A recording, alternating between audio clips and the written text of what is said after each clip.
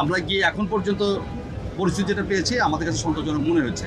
তবে এখন পর্যন্ত মূল চাপটা শুরু হয়নি। কিছুক্ষণের মধ্যে কিন্তু অফিস যখন ছুটি হয়ে যাবে তখন আমাদের ভিড় বাড়বে এবং এটি মধ্যরাত পর্যন্ত গড়াবে। এবং সবচেয়ে বড় কথা হচ্ছে আগামীকালই এই জিনিসটা থাকবে।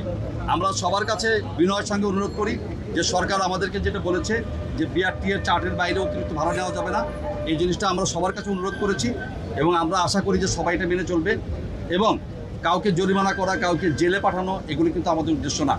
আমাদেরকে একটা জিনিস মনে রাখতে হবে যে এটা একটা সম্মিলিত প্রচেষ্টা।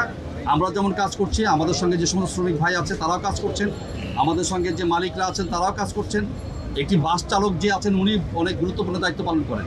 সুতরাং আমরা যেন সবাই সবার প্রতি সম্মানের সঙ্গে আচার ব্যবহারটা করি, সবাইকে যেন একটা মিনিমাম একটা সম্মান শ্রদ্ধা দেখাই এবং আমরা সবাই মিলে এই অনুষ্ঠানটাকে যেন আমরা জাতীয় উৎসব হিসাবে, জাতীয় পার্বণ হিসাবে যাতে আমরা উদযাপন করতে পারি।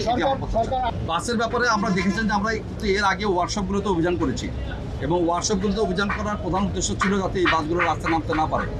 এখন পর্যন্ত আমরা যেটা দেখতে পাচ্ছি যে ওই বাসগুলো নাই, যেগুলো দূরপাল্লা স্বল্প পাল্লার বাস, দূরপাল্লায় যেগুলো যায় সেগুলোকে আমরা বলে থাকি, তো এখন পর্যন্ত নাই।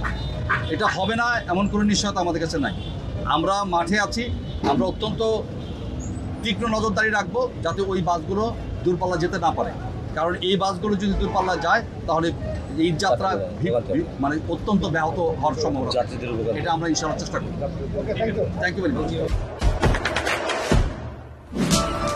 দেশে দেশে সবার সাথে দ্য নিউজ।